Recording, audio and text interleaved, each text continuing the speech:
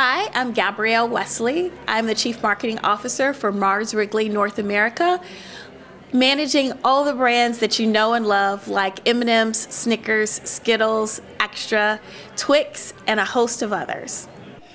Gabrielle, great to be here with you today. So happy to be here for you today. Yeah, absolutely. So just to kind of start it off with some good love for the brand here. So EDO, the company I represent, we've seen over the past year, you guys have been heavily involved in the NFL, but the candy category has actually seen a pretty steep decline to the tune of about 44% less ads in the candy category within NFL content. However, you all have been the big driver of what's been about a 70% year over year increase in consumer engagement with the candy category within NFL ads.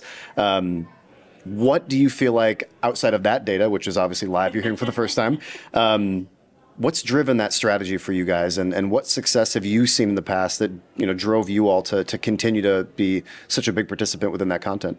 Well, we have been a long-standing partner with the NFL, and it's part of our overall consumer strategy of really being connected and engaged with our consumers.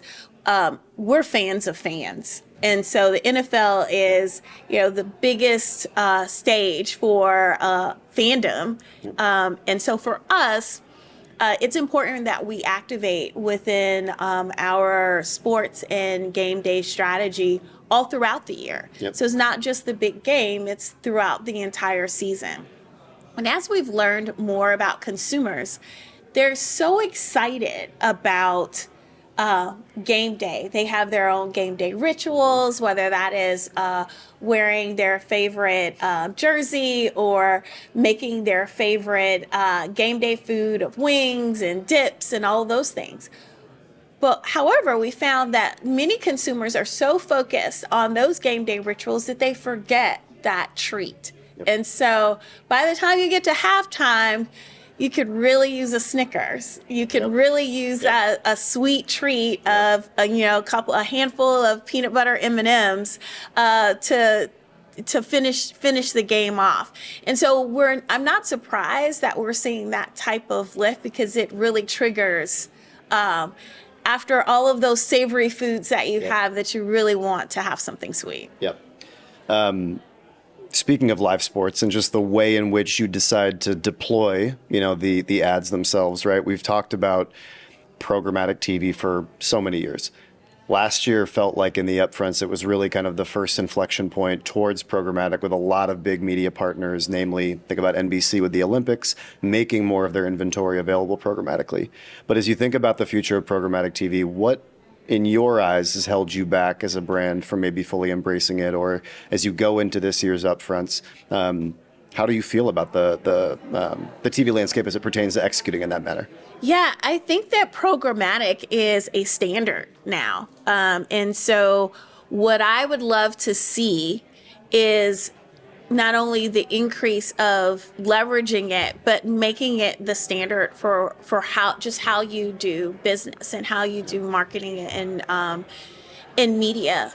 The biggest thing though is that it's the metrics, right? Mm-hmm. Everything there is it's critical to have the right metrics, to have the right indicators and the right KPIs. Sure. I've seen that grow exponentially over the last few years. So I think it's only a matter of time that it becomes just how we buy. Yeah. We've seen also too that as traditional broadcasters become more like streamers, right, in the way in which they make their inventory available. And then you've got the streamers that all act more like broadcasters as they've all gotten more into live content, whether it's hot dog eating contests, or the Netflix's NFL game, comedy, even election coverage like specials. Like it feels like streamers are really kind of embracing, and they're meeting in this middle that the EDO, we're kind of calling it this like convergent TV singularity moment. But specific to streaming, how have you felt like that's enabled additional growth for you as a brand? Has it been more about the addressability to certain audiences? Has it been unique kinds of activations around interactivity? What does that look like for you all? I think the biggest thing is that we are wherever our consumers are. And there's a whole generation of consumers that know nothing about network TV or cable. most consumers that are of a certain age couldn't even tell you when their favorite show actually airs. Right? Yep. So they don't know if it's Wednesday, they just know when it is that they watch it. And so in that sense, I think as marketers, we have to embrace everywhere consumers are. And we know they're in these streaming platforms, right? We also know that the streamers are not only about building and developing, delivering great content, but people are very loyal to their streaming platforms. Yep. And so in that sense, marketers and brands need to be anywhere their consumers are. And so in that sense, it doesn't matter whether it's streaming or whether it's live TV.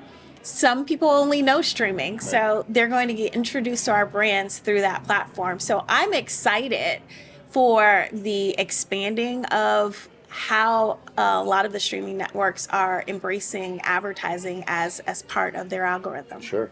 And as a massive amount of iconic, portfolio brands that you have under your employ, many who've been in, legacy TV for a number of years.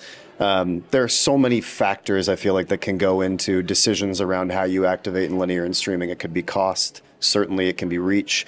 But you mentioned some of those KPIs. Have you looked at different KPIs, or to your earlier point, have you felt like there's a meeting of the KPIs between linear and streaming that align very closely now? Yeah, I think media plans are dynamic, and it really depends on the audiences and the segments that you want to reach by brand.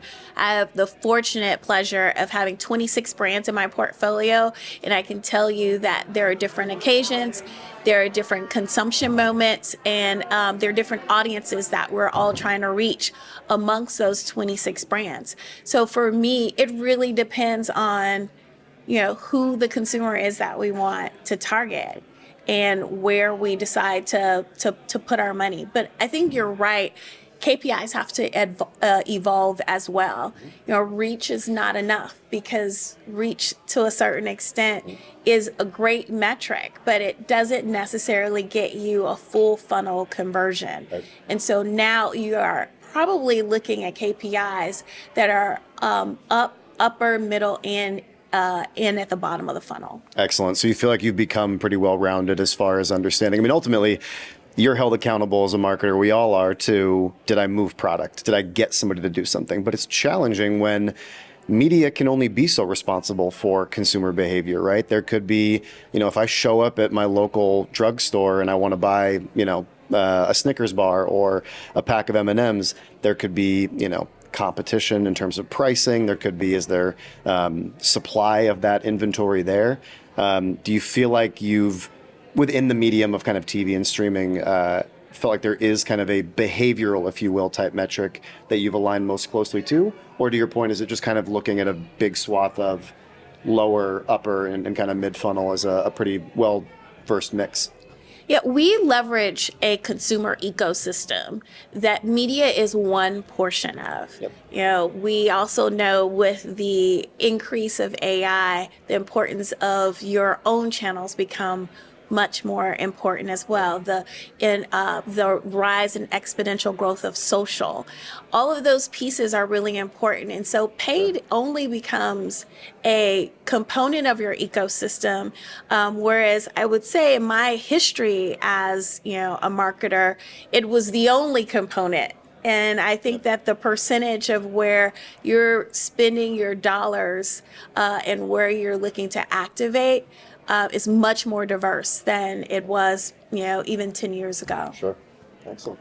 Well, thank you so much for the time. I know we've got a busy week ahead of you, but really appreciate you stopping by. You didn't ask me who I was rooting for. I should actually ask. It's a very polarizing question. I feel like you've got everybody in America felt like they were pulling mostly for Bills and Lions, but now you've got two teams that have been there quite a bit in the last few years. So who's your pick? I'm rooting for the Snacks. There you go. That's the right answer. The Snacks will win either way. The Snacks will win either way. Thanks, Gabrielle. Awesome. Thank you. Bye.